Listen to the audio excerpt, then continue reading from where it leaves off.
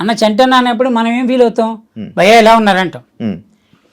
ఇప్పుడు భయ్యా ఎలా ఉన్నారని మనం పిలిచిన తర్వాత భయ్యా అవసరం లేదన్నా, నన్ను ఏదో పేరుతో నాకున్న పేరుతో పిలువ అంటాడు. అలా కాదు భయ్యా అని లేదు వద్దన్నానా అంటాడు. ఇప్పుడు మనం పేరుతోటి పిలవడం మొదలెట్టాం. ఈ పక్కన ఉంటారు కొంతమంది.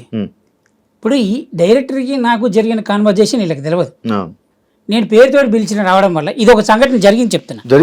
జరిగింది నేను పేరుతో పిలవడం వల్ల ఈ పక్కన టీం హర్ట్ అయిందంట. అందుకని క్యారెక్టర్ తీసేశారు. ఇంకా గొప్ప విషయం చెప్తా. ఒక డైరెక్టర్ ఒక సినిమాలో కమిట్ అయిన తర్వాత ఒక డైరెక్టర్ ఫాదర్ అక్కడ కూర్చొని ఉన్నారు. ఇప్పుడు అతను బోర్డు వేసుకోలేదుగా నేను డైరెక్టర్ ఫాదర్ని అని. మనం వెళ్ళాము నార్మల్గానే ఉన్నాం, ఆ పక్కన నుంచే ఉన్నాం.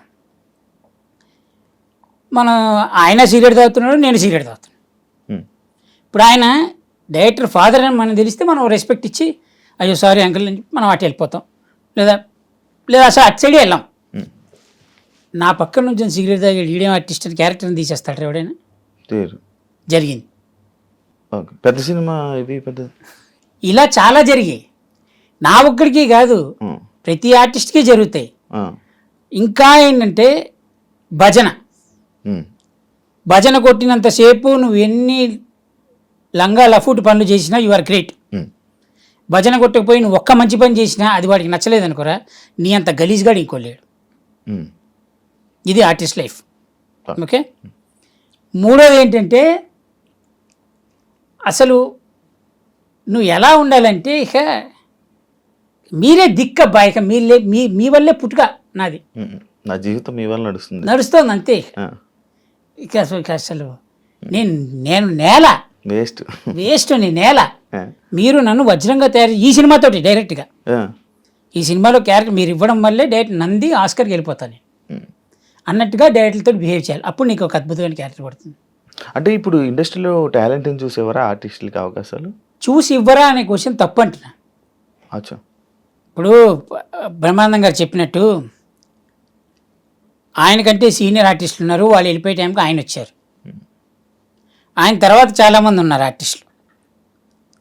ఈయన రన్నింగ్లో ఉన్నారు కాబట్టి ఈయన గ్యాప్ ఇచ్చినప్పుడు కొంతమంది ఆర్టిస్టులు హైలైట్ అయిపోయారు.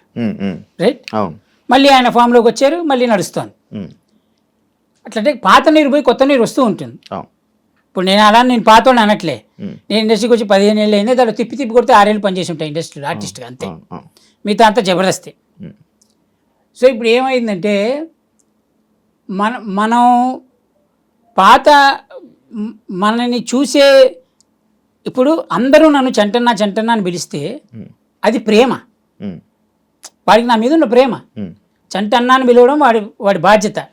వాడు ఏం ఫీల్ అవుతాడు, వాడికంటే నేను పెద్దోడిని, నేను ఎరా అబ్బాయి ఎలా ఉన్నావు అని పిలుస్తా. నాకంటే చిన్నోడైతే నాకంటే పెద్దోడు నేను ఎరా అని ఎలా పిలుస్తా కదా. ఆ ప్రేమ అభిమానాన్ని వాళ్ళు నన్ను చంటన్నా అని పిలుస్తుంటే పక్కోడికి ఏమనిపిస్తుందంటే వీడు చంటి కొంచెం పెద్దోడే అన్న రెస్పెక్ట్ ఇచ్చి వీడు చంటన్నానే పిలవడం మొదలెడతాడు.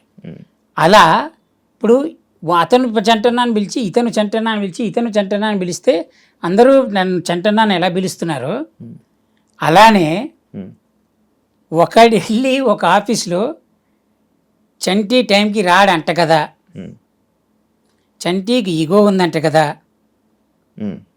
అనేది ఒకటి ప్రాసెస్ పెడితే వాడి కిందోడు వీడిని సపోర్ట్ చేయాలి. ఎందుకంటే తప్పదు. వీడు చెప్పిన మాట సై అనాలి. ఈ సై అనే మాటకి అంట కదా అన్న వ్యక్తి నాతోటి పనిచేయలే, ఈ పక్కన సై అంటున్న మాటోడు నాతోటి పనిచేయలే. పోనీ నాకు క్యారెక్టర్ ఇద్దామనుకున్న డైరెక్టర్ ఉన్నాడు చూసావా, అతనికి నా గురించి తెలియదు. వీళ్ళు ముగ్గురు చెప్పడం వల్ల ఆ డైరెక్టర్ ఇవ్వాలనే ఇది కూడా పోయిందిగా. అలా ఎన్ని సినిమాలు పోయి ఉంటాయి నాకు. అందుకేనన్నా ఇండస్ట్రీ ఆపేసి జబర్దస్త్కి మళ్ళీ వెళ్ళడానికి కారణం. అంటే ఒకనొక టైంలో ఇలా నడుస్తుంది, సినిమాల్లోకి వెళ్ళావు, మంచి నడుస్తుంది, సడన్గా సినిమాలు ఆపేసి మళ్ళీ జబర్దస్త్ వైపు తిరిగావు. అదే చెప్తున్నా. ఇప్పుడు ఆఫీస్కి వెళ్తాం అబ్బాయి, అడగడం మన బాధ్యత, లిటరల్గా అడుక్కోవడం మన బాధ్యత. అడిగాము, ఇస్తాను అని వాళ్ళు చెప్పంగానే మనం జబర్దస్త్ మానేసి లేదంటే డైలీ నడిచే రొటీన్ వచ్చే ఖర్చులు మానేసుకొని ఇంట్లో కూర్చోలేంగా. ఉమ్, ఉమ్. ఉం? అవును. ఇప్పుడు అది నడుస్తోంది కాబట్టి కొంచెం జనాల్లో కనబడుతున్నాం కాబట్టి ఉమ్, మనం ఇంకా గుర్తుపెట్టుకుంటారు. ఉమ్, ఉమ్. ఆ చనువుతోటి మనం ఆఫీస్కి వెళ్ళగలుగుతున్నాం. అవును. ఇప్పుడు అది లేక ఈ సినిమాలే వస్తున్నాయని కూర్చుంటే ఉమ్, ఈ సినిమా రాకపోతే అలా రాలేదుగా. అవును. అవును. అందరూ ఏమనుకుంటారు, జబర్దస్త్ నడుస్తాం కదా బాగానే సంపాదించుకుంటున్నాడు అంటారు. కానీ జబర్దస్త్లో ఎంత సంపాదిస్తున్నాడు అనేది టీం లీడర్లకి మాత్రమే తెలుసు. ఆ, వాడికి వచ్చే పేమెంట్ ఎంత, వాడు ఇచ్చే పేమెంట్ ఎంత. ఆ, చూసేవాడు ఏమనుకుంటాడు, వీడికి ఏంటి కారులో తిరుగుతున్నారు అనుకుంటారు. కానీ కారు కొనడం చాలా ఈజీ, ఈజీ. ఈఎంఐలు కట్టద్దు. ఆ, ఇల్లు కొనడం చాలా ఈజీ. అంతేగాని ఇప్పుడు ఆ జబర్దస్త్ వస్తుంది కదా అని చెప్పి లైఫ్ని రోడ్డు అలానే బండి మీద వెళ్తూ బతకలేంగా. ఉమ్, కొంచెం ఏజ్ పెరిగి మన ఇమేజ్ కూడా పెరుగుతూ ఉంటుంది. దాని తగ్గట్టు మనం మెయింటైన్ చేయాలి. అవును. మెయింటెనెన్స్ కోసమే ఆర్టిస్ట్ సగం జీవితం శంకరాగిపోయేది. కాదండి, ఇప్పుడు జబర్దస్త్ మళ్ళీ వెళ్ళే ఆలోచన కానీ లేదు అవకాశం వచ్చినా లేదు వద్దన్నారు నన్ను.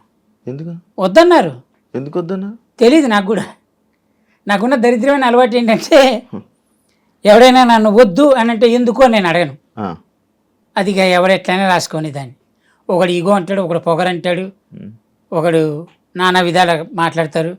నేనేమంటానంటే సెల్ఫ్ అది ఉంటుంది కదా లోపల, రెస్పెక్ట్, అదంటా నేను. ప్రపంచంలో ఎవరికి లేదు ఈగో. అసలు ఈగో లేని జీవరాశి ఈ భూమి మీద ఎవడూ పుట్టలేదు ఇంతవరకు. ఈగో లేని జీవరాశి అవును. భూమి మీద ఏ పుట్టగా లేదు. ఏదో ఒక చిన్న దాంట్లో కనిపిస్తుంది ఉంటుంది. మరి వాళ్ళు ఎలా అంటారు నాకు ఈగో ఉందని నాకు అర్థం కాదు. ఇప్పుడు నీ దగ్గర తప్పు లేనప్పుడు కదా నువ్వు ఎదుటి తప్పు అని చెప్పాలి. నీకు అదంతా నీ ఈగో మీద అంటే నీ ఈగో అనే టాపిక్ మీద నడుస్తుంది ఇప్పటికీ. నేను ఇందాక చెప్తుంది అదే. నేను ఒంటి మీద వేసుకున్న వస్త్రం మీద ఒట్టేసి చెబుతున్నా, నాకు ఈగో ఉందని ప్రచారం చేసి ఈ ప్రచారం వల్ల నేను ఎంతైతే నష్టపోయానో ఈ నష్టానికి కారణమైన ప్రతి ఒక్కడు నేను నమ్మే భగవంతుడి వల్ల సర్వనాశనం అయిపోవాలి. అది నేను భగవంతుడిని కోరుకునేది. నేను బతికుండగానే అది చూసి చచ్చిపోవాలి.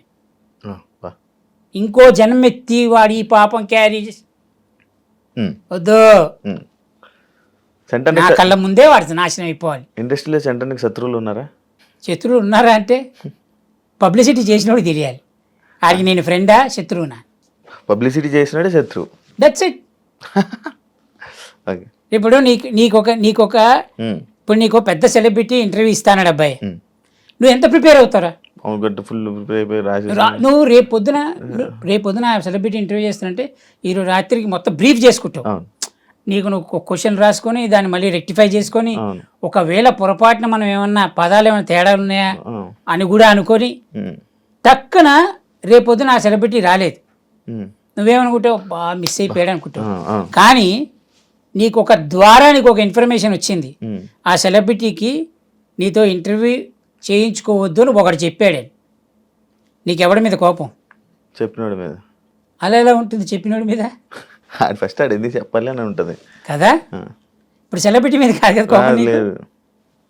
అంటే నీకు రావాలి ఈ రోజు జరగాల్సిన నీ ఫుడ్, ఈ సెలబ్రిటీ వల్ల నీకు ఇంటర్వ్యూ అయితే ఇది హై రేంజ్కి వెళ్తుంది. అంత పెద్ద సెలబ్రిటీ నువ్వు ఇంటర్వ్యూ చేసావని నీ గురించి జనాల్లో చూస్తారు, రేటింగ్ పెరుగుతుంది, నీకు కాస్త డబ్బు ముడుతుంది. రైట్? ఇప్పుడు చెప్పినోడు ప్రత్యక్షంగా చెప్పాడా? నీ ముందు చెప్పాడా? లేదు. పరోక్షంగా అయితే చేశాడుగా. అంటే నీకు జరగాల్సిన నీ ఫ్యూచర్ టెన్స్లో జరగాల్సిన ఒక అద్భుతమైన కార్యక్రమాలకి అడ్డం పెద్ద అడ్డం వేసాడుగా ఇక్కడ. మరి వాడు బాగుండాలని నువ్వు ఎందుకు కోరుకుంటావు? లేదు. Simple. And for more videos, please subscribe to iDream. Please subscribe to iDream. Please subscribe iDream. And please subscribe to iDream. For more videos, subscribe to iDream. please like, share and subscribe to the channel. Congratulations, iDream. Subscribe to iDream. Subscribe to iDream. So subscribe to iDream Media. iDream ki iDream team andarki huge congratulations. Please subscribe iDream Media. Please subscribe to iDream. Subscribe iDream. Please subscribe to iDream.